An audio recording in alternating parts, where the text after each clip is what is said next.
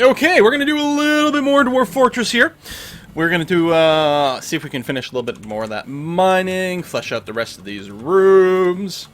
Everything continues to go remarkably well in a way that kind of freaks me out. I'm going to go and reactivate these squads. They can go back onto their training schedule. I don't remember the Fondled Crafts have a training schedule. Oh, they do. Not really a full squad yet. You know what? I think I'm going to go ahead and deck them out. Fill in the squad. We're going to have a Diz to Fliz.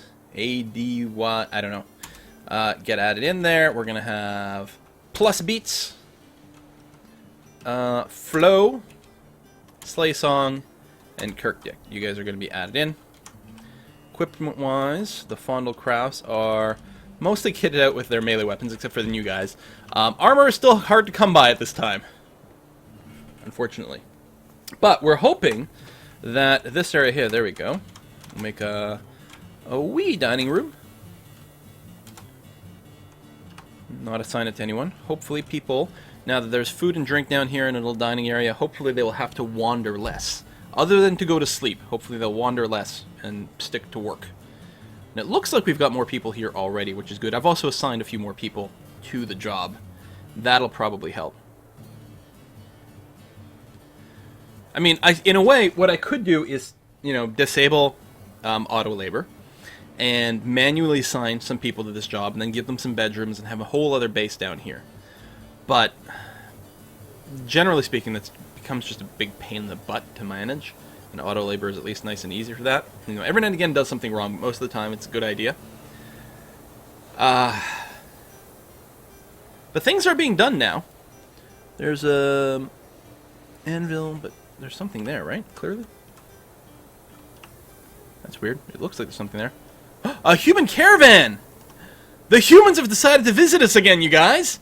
Even despite the fact that we went and robbed them last time. And we're probably going to rob them again. We only trade with dwarves. No one else gets our respect.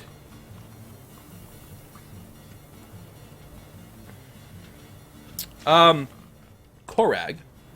I believe your name actually is correct. You can see Korag here spelled correctly. In the military lists and other things, what it does is it contracts the names down. It removes the vowels to make them fit on the screen there. But you do actually have all the letters.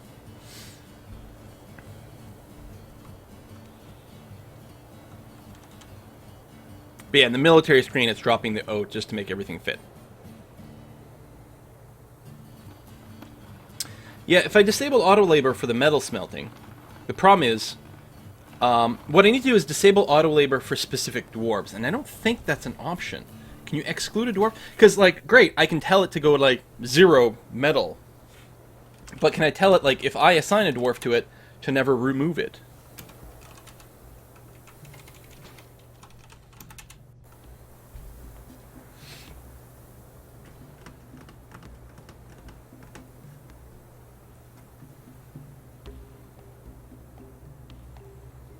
To prevent particular dwarves from being managed by auto labor, put them in any burrow. Really? So I could make a burrow down in my smelting area, which would be a good idea in general to keep the mining dwarves or the smelting dwarves all in there.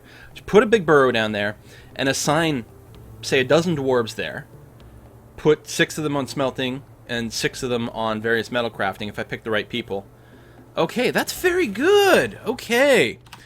We don't have enough time for me to, I think, micromanage that right now. But that's probably what we will do next time. So, in preparation for that, let's go, not on this floor because I'm going to keep hitting the warm stone warning bullshit. Let's build a set of bedrooms over here for our minor dwarves. Record, click, click, play, play, play, play, play. Hey, what, we'll make 14 bedrooms? Actually, that's more than that. That'll be 16 bedrooms, which is fine. Record a macro.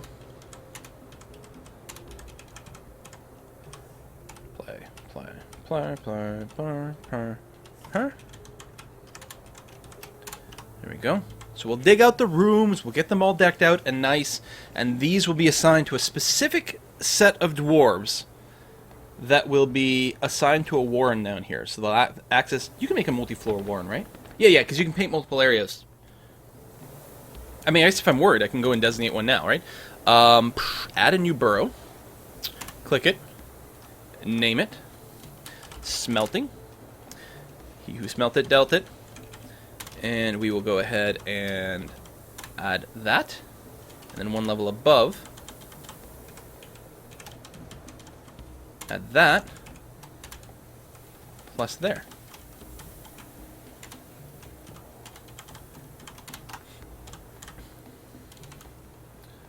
And yeah, we won't assign the dwarves to it quite yet, because I'll have to figure out exactly who they're supposed to be, and I'll have to actually pay attention to skills for that.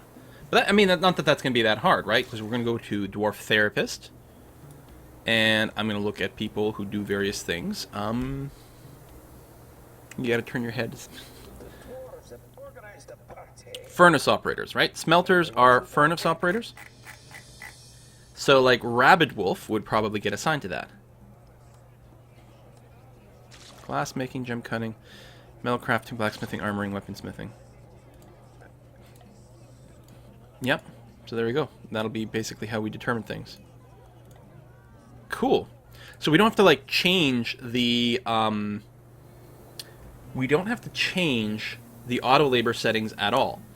Except maybe to tell auto labor that, listen, you don't have to assign that many men, because I'm forcing it to do like 6 smelters and 6 weaponsmiths and 6 armorsmiths right now. I could reduce that back to the normal setting of like 1 to 200, right? The wide range. And then I don't know if it'll still assign people to it or not. I mean, we've got enough idlers, it wouldn't be the end of the world if it kept assigning a few people every now and again. But it might look at the fact that, okay, because the dwarves I have assigned to a burrow, it won't mess with. Those dwarves, I'll have to turn on the labor successfully. Will it look at those labors and use that as part of a count, or ignore them completely? Probably it should ignore them completely. So it might still assign some people down here. But again, a little bit of overkill of people down here wouldn't be the end of the world. It would ensure consistent production. That being said, there's a decent amount of work that's going on right now. Smelting is obviously happening relatively quickly. And then things are getting carried over. It's okay. Empty barrels are being dragged back upstairs. That's all fine. Alright, that's going to be okay. I'm going to want these dwarves to be very happy. Well, look at all the metal in here. You know what? Wow! Let's mine out these veins, and then we'll rebuild some walls after. This is metal that can be smelted. We may as well mine the stuff that's on this floor, because all the metal chunklets are going to be really, really, really close to our actual smelting operation, which is going to minimize walking in the future, which is awfully nice. You want to do all this digging before you put the beds there, because mining is very loud and will wake up and disturb dwarves. Workshop operations are fine, though. Combat is bad, mining is bad, smoothing I think is also bad, and maybe installing furniture and workshops is bad, but that tends to not happen very often, so it's not, it's something you can live with. But the actual work in the workshop, despite what a lot of people have thought for years, does not generate noise.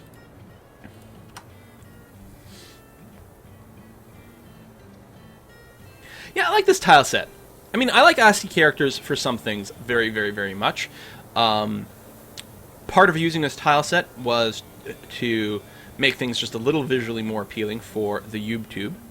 But also, what I don't like about the normal ASCII tile set is that it's not square. You can get square ASCII tile sets, but if you're already going to use a slightly different tile sets, why not use something? And I like the clarity here. Very clear definition between the ground and the walls, for example. I was using, what is it, like Space Fox or something for a while, which I thought was quite nice. But it was hard to tell unsmoothed walls from regular ground. And that's no good. Okay, so we'll have to rebuild some walls now. Which is a little bit annoying, but not too bad. I think we need to use blocks if we want this to be prettyable. Right? Something like that? Okay, that auto-select. What's that actually going to make it out of? That's not what I expected. I mean, it's handy to not pick materials sometimes, but... reselect type. That's the option I actually want. Is when I tell it to use a material, put that one back. It'll leave it at the top of the list for me. So use blocks. There we go.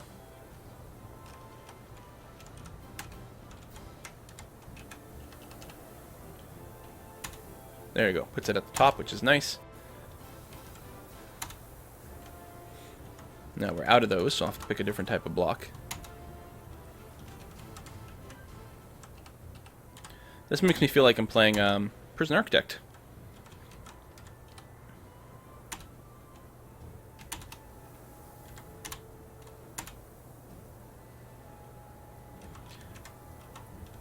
Also, with reselect type, it seems to... yeah, we can use some microline, because it's close at least. It puts me back in the wall building tool, which is really handy.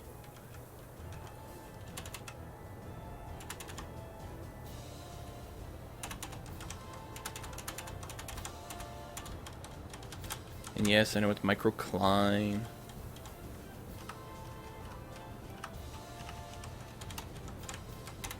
But I've been saying microline for years. Do that just to make sure we can access that after we build all the bedrooms and block everything in. Okay.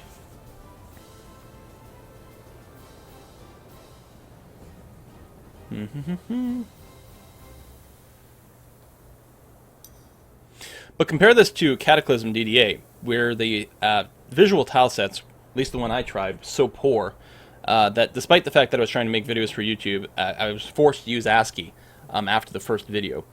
And it really did add a lot to clarity, but I had so many complaints in those videos about the visuals. I mean, I get complaints about these visuals too, but nowhere near as epic as Cataclysm. It's like, no, it was really important to get those. The fact that, like, squirrels use the same visual tile as zombies, no, that's maybe a little confusing. Oh, hey, a J.H. Wisner got attached to an iron scimitar. Oh my god, the humans! Broker, get in there. We gotta steal all their shit. As I say, we probably get the iron scimitar from the humans, because I never built one. There we go. Broker, are you there? Nope, you're on your way there.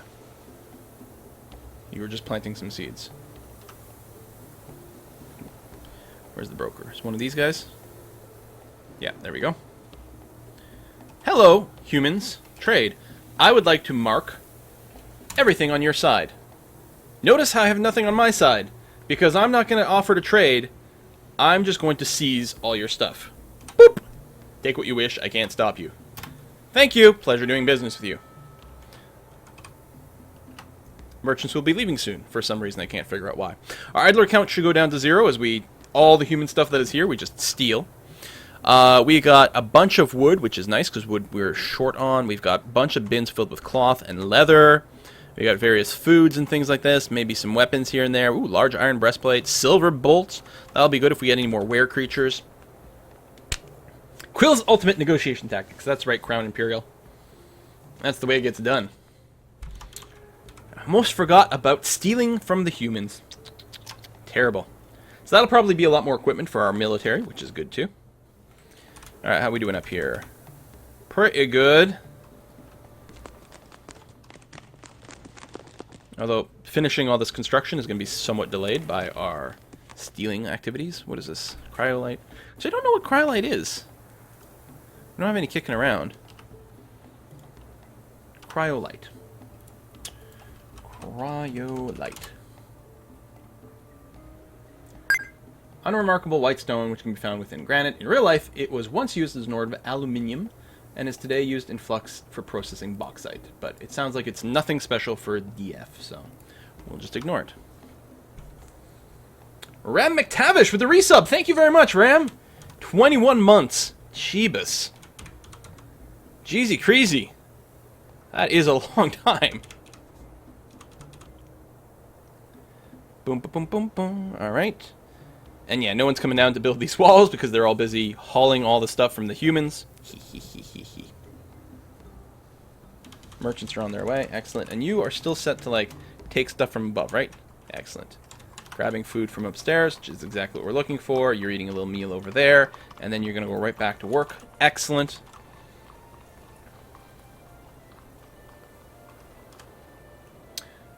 Build. Oops. Construct wall. Right here. Go ahead and use the microcline. At least it'll be the right color. And then we're going to designate some smoothing jobs over here. And we want to ideally get that all done before these actually become bedrooms. Okay, we're going to go for about another 15 or 20 minutes, and then we're going to switch over to the Dotas. I don't know if we'll have our whole Warren stuff set up yet, but we'll keep working on it. Again, right now, lots of hauling. Got a lot of extra wood kicking around. Almost might be time for another big stockpile. How much booze we got kicking around? 179. I'm going to change the still jobs here. Because they go 50 to 100. Yeah, that's not enough. We've got too many dwarves now.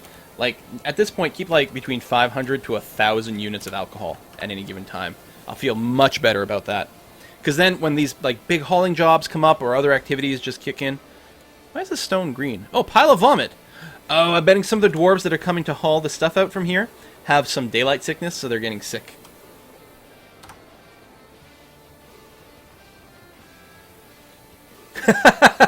Lolar says, Quill should be Canada's Foreign Affairs Minister. His treatment to others is legendary. Well, Lolar, you live in Ottawa, so I trust your judgment when it comes to politics. So, I agree.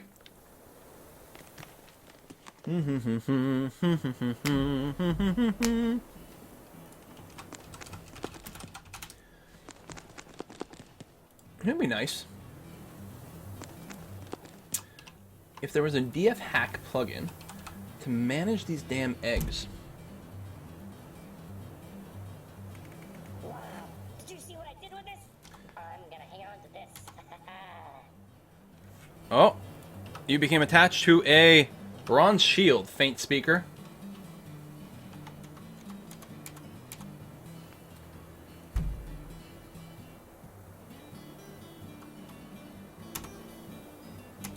Yeah, so it's got plugins to, like, the reason we can tell if eggs are fertilized or not is because of a DF hack plugin. Oh, you know what I didn't do? Over here on my food stockpile, you're probably collecting eggs. Yep, we gotta forbid those eggs so we can start hatching them again. But the reason it was saying, like, fertilized or non-fertilized is because of a plugin, which is handy. But it would be really nice if there was an option to just automatically, anytime a fertilized egg gets laid, set it as forbidden so that no one can pick it up and disturb it from the nest box. You know, if fertilized eggs is in an nest box, set to forbidden. Damn, that would be great. I can probably write a plugin for that. I should do my own DF hack plugin. Quill, do you get caravans? Here? Yes? What's the question? I don't know. Let's make a bigger refuse stockpile, because we have a lot of garbage.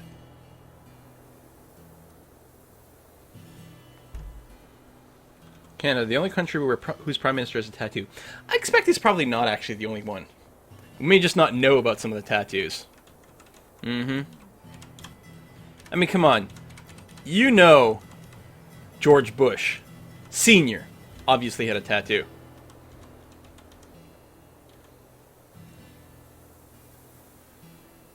He actually became literally attached to the shield, totally glued together. Vomit's been on the floor for the longest time. Oh, okay. And likely, as people keep coming in and out, there's probably more people that are vomiting and sort of tracking it around, because dwarves are disgusting. Alright, let's see if we can build that cage again. Now that that little hair follicle is gone, and it is gone, right? Yep. Build, cage, right here. Expand. We haven't had anything horrible happen in a while. Kind of feeling like the game doesn't like me. It's like you get those stretches in RimWorld where nothing bad happens, and then all of a sudden you get, you know, the solar flare that knocks out your electricity at the same time as 15 mechanoids drop on your face. Yeah. But come on, where's the fun? I mean, you can always make your own fun in Dwarf Fortress, right? Because you can simply go and dig up some candy. And that's always fun. We do know where the candy is. It's right there. There's our candy. Adamantium.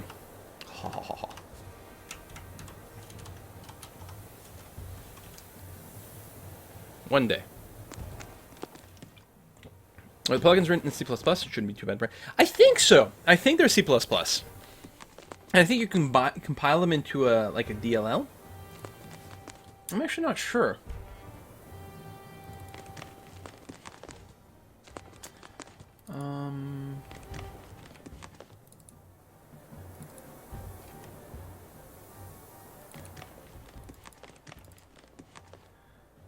Actually, they might be Lua scripts. Actually, I think that's exactly what it is. I mean, I don't work with Lua normally, but it's not that hard to figure out. And then you just look at one of the other things as an example. I mean, how hard could it be? You look at the egg fertile script, so obviously we've got something that can already access that data, and it probably has helper functions. And you just get something that runs every, you know, just like the auto nest box or whatever, every second or every 5 seconds or something, and forbids fertilized eggs. Oh. Which programming languages do I know? I know a lot. The thing with programming languages is after you've learned a couple, you sort of kind of know them all. All you need is sort of like a reference or like an example. Is like, function on this thing. Do I put curly brackets? Okay, I do. Or I don't. Or it needs a space here. Some damn thing. Then Python comes along and sort of messes with you with its like weird indentation rules that is very different from a lot of things. Although very excellent in others. My first program I taught myself how to program in BASIC. Technically it was Smart Basic. On the Atom from Coleco in the mid-'80s. Oh no, that's not true. First thing I programmed with is in the Logos language, the thing where you move a turtle around. And that, I think, was in 85 or 86. Then by 87, I was teaching myself Smart Basic. Yeah. So 7 when I did Logos. I was 8 years old when I did the basic programming. And then in somewhere like grade 10, someone introduced me to C. And I taught myself that after, you know, with like some For Dummies books and stuff like that. And then C++. I loved Perl for a long time. That was a really good way to make some web programming. I really enjoyed Ruby on Rails. PHP is Satan, although I was forced to do a fair amount of work in that. C# obviously with Unity. I mean, I've done some Python just to say. I've done some Java just to say. Oh, JavaScript, which is actually potentially a very, very elegant language, although it's got a lot of stupidity still wrapped into it. But I like JavaScript quite a bit. Not with Unity. Unity's JavaScript is not real JavaScript, and you're better off using C# because of many reasons anyway. I think it's time to start thinking about building things outside. Well, maybe. It turns out we've got like limited amount of building space out here. But we probably could do some more. I could move all my butchering out there. There's this big stack of arrows just kicking around. Does anyone know if there's a df hack command to unforbid all? I don't think there is, right? But at least now with multi-level select, it's not too bad to just like grab everything that's roughly above ground and just say reclaim it all, because there's probably a bunch of arrows that are sitting around. We got idlers again. I guess we've moved most things indoors. We probably are running low on storage stockpiles again. Which means I should just do another big one over here. Another 10 by 10, say like that. And like that, and then extend this hallway. Like that.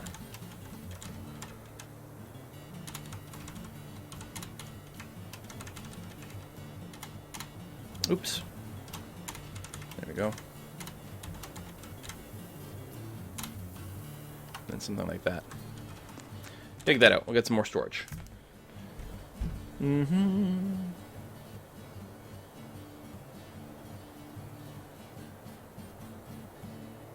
I haven't tried Perl 6. I haven't done any Perl programming in a long time. But I loved it. I fell in love with the regular expressions back then, and it's still wonderful. And I don't know if there's any language that is so tightly coupled with regular expressions as Perl. It's always frustrating when you want to use a regular expression in something else, and you're like, okay, well, how do I have to do it? Okay, I have to include an extra library, then I have to initiate or instantiate an instance of the regex class, and then I pass a string into a function which acts as... It was like, oh, no, come on, no. Perl is really good for that.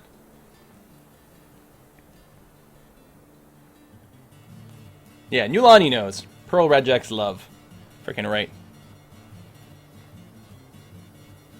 Although every now and again you try to do something in regex that it turns out can't be made as a regular expression, like trying to parse HTML.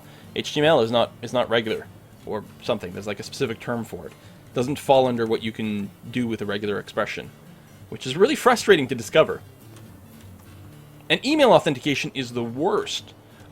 Personally, I run into a lot of websites that clearly do incorrect email authentication, or not authentication, but like validation, because my personal email address is like got a completely weird sort of like way and domain and stuff like that, and like every now and again it get rejected somewhere. So I'm like, frack. Okay, fine, I'll sign up with my work address. You'll probably get caught in the spam filter.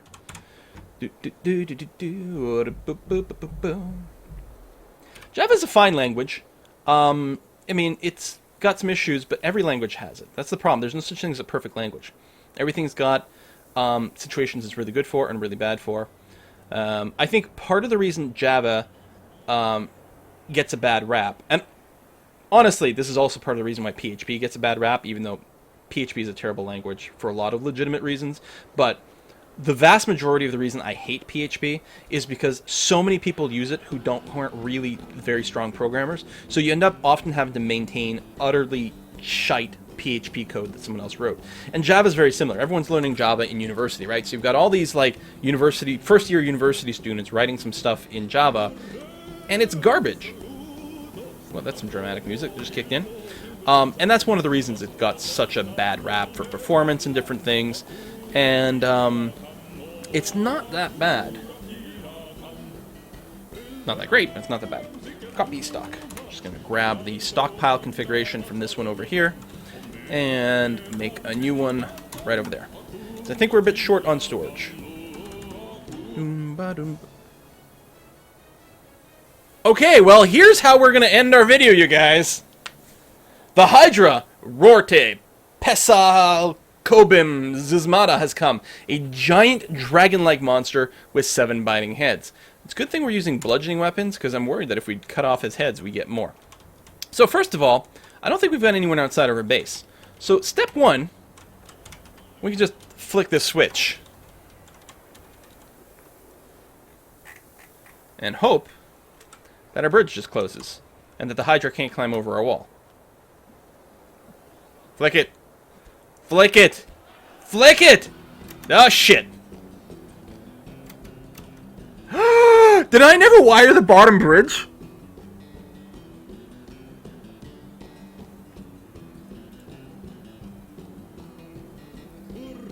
I don't think I ever wired the bottom bridge to the lever anyway.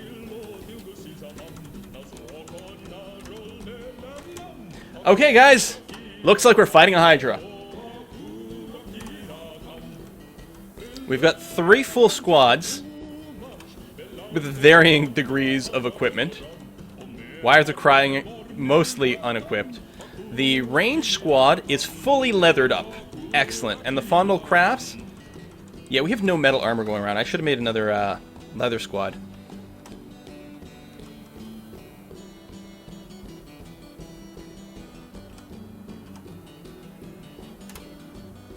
It's not too late to technically make one and have them try to get ready before the next big battle.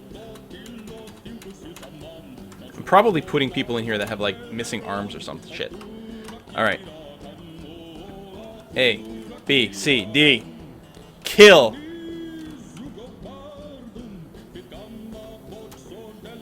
Kill Rort.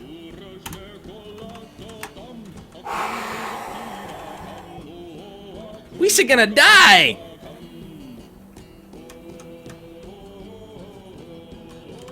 This tune is great, though.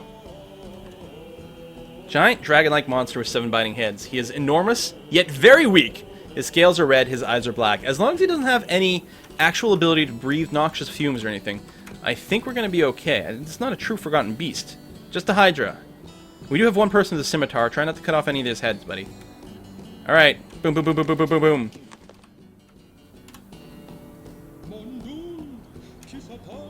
Manager. Manager? That's Mace! Bashes. No, wait, hold on. No, that's Oilin. Yeah, so who's fighting right now? Faint Speaker, Mirthless Marmlet, Ravenable, Oilin, Okay, that's who's fighting right this second, although everyone will get involved at some point. Manager's punching the Hydra in the head. Bashing it with the silver warhammer, bruising the muscle. Militia commander hacks the Hydra in the 5th head with her bismuth bronze battle axe, tearing the muscle. Don't cut off its heads. These are going to be bad. Manager bashes the Hydra in the left foot, bruising the scale. Hydra seems to be pretty well armored, actually. Although we have torn the muscle, at least, in one thing. David DKLB has been found dead. Mirthless Marmot has been found dead. Sword Dwarf stabs the Hydra in the 7th head, tearing the muscle, fracturing the skull in the 7th head, tearing a tendon. Alright. Sounds like the 7th head is out of commission. And the 3rd neck with the bronze battle axe. Oh shit. The Hydra shakes the hammer dwarf around by its left upper leg, and the severed part sails off in an arc. The left upper leg is ripped away and remains in the Hydra's grip. So the Hydra grabbed the dwarf by the leg, shook it until the dwarf flew off with the leg still in the Hydra's mouth. Hail Hydra! Alright, let's take a look at the situation on the Hydra. Right front foot is broken, right front foot is cut open, right front foot is bruised. Okay. Left front leg is fractured and cut open. And covered in someone's blood. Left front foot is fractured and cut open. Upper body is cut open. And running with its own blood. 5th head. So a bunch of the heads are cut and open and broken. Alright. Stop saying ghost just because you're scared. Screaming ghost just confusing. Hydra misses the manager many times. The manager is very skillful at avoiding things, apparently, while simultaneously bashing the Hydra in the upper body over and over, bruising the liver, bruising the right lung. And the captain of the guard's getting involved in here, too. Now that would be Mace. Oh, some miner just struck the Hydra in the lower body with a bronze pick, tearing the stomach. I mean, we are definitely, whittling this guy down. Actually, is the fighting over? The fighting is over. The fighting is over. Ha!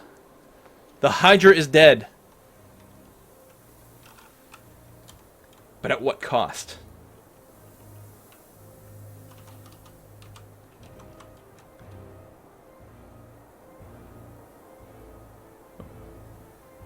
I don't know the order of deaths.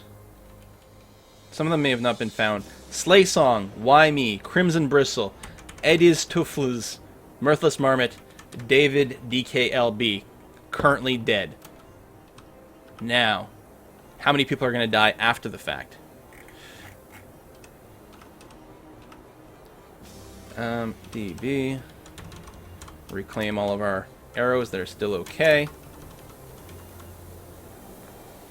Time to pour one out for our homies. Wait, what am I doing? I would make a mess. What'd you make? Masterpiece Cougar Leather Low Boot. Oh, nice! Now, having some masterwork leather armor would not be a bad thing. Has anyone been brought to the hospital? One person. Who is this? Craftword! How bad off are you, buddy? Ability to grasp somewhat impaired. Diagnosis required. Left wrist is mangled beyond recognition. Well, that could be better. On the other hand, I was going to say it could be worse. Okay, we did lose 6 dwarves. But what a glorious battle! Also, before I forget, link up to a bridge.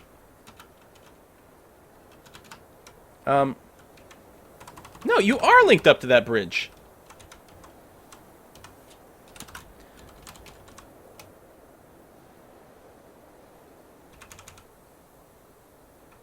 There's just a weird delay. The upper one closed first last time, And the bottom one hadn't closed in time. Alright. So, it just takes a while to trigger all the bridges. Fair enough.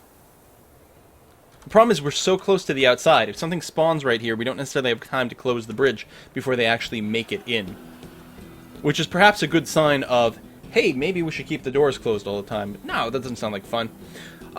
Coal Slam is experiencing emotional shock. Listen, Cole. Sup, buddy? Were you married to anyone who died? Crimson Bristle was your wife and is now dead.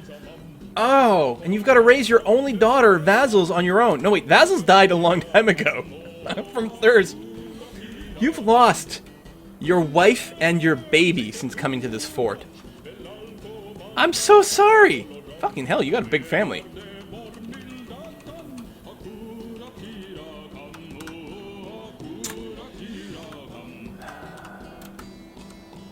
And you guys are just vomiting?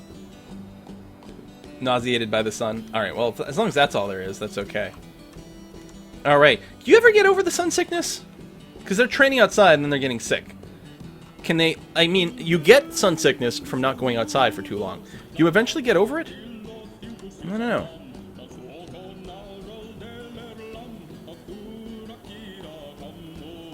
Since the Hydra shouldn't fit in cold climate, I say it was the humans sending it as retaliation. But insist, that sounds good to me. Let's make that canon. I like it. Alright, we're doing some hauling. We've got lots of barrels. Well, we're going to put a cut in the Dwarf Fortress right here. That was a very exciting end. After complaining that things were getting a little bit quiet, that was one hell of an exciting way to end today's stream. We are still going, which is good. We still have over 100 dwarves, which is excellent. We've got our mining industry going there, and assuming the bedrooms are being smoothed nicely. Get the walls up relatively soon, and soon we're going to encourage people to come and bring some beds down there and deck out our smelting operation properly and get people assigned to warrens, and then we'll go from there. And then we should really start to get our metal gear building a lot faster, which would have been nice to protect our people with. We've got tons of leather gear, apparently, so we're going to have 2 range squads fully decked out with leather, and then 2 melee squads with metal armor, assuming we can get our metal working, which will require getting these people just established in the warren down here. And that will be really, really, really helpful. So, but for now, that is it for our Dwarf Fortress. I hope you do stick around for the Dota 2, just multiplayer silliness. I'm going to get myself a drink, which always makes things more exciting, but I totally understand if you don't stick around. I appreciate you stopping by. I had a great time. I hope you did too. Thank you, everyone who's here for the first time, everyone who followed. Make sure to do that so you get an email when we go live. Everyone who subscribed, of course, and everyone who threw in a tip. Thank you so much. Now let's go murder ourselves brutally in some Dota 2, shall we? I like it. Short break. I'm going to flip over to Dota. Subscribers, you should have gotten your passwords for that, ideally in your email, although sometimes Twitch is really slow about the email, so make sure to check your actual Twitch messages, your Twitch inbox on Twitch. If you're a subscriber, you should have gotten the passwords for that, and I'll see you in Dota in a minute.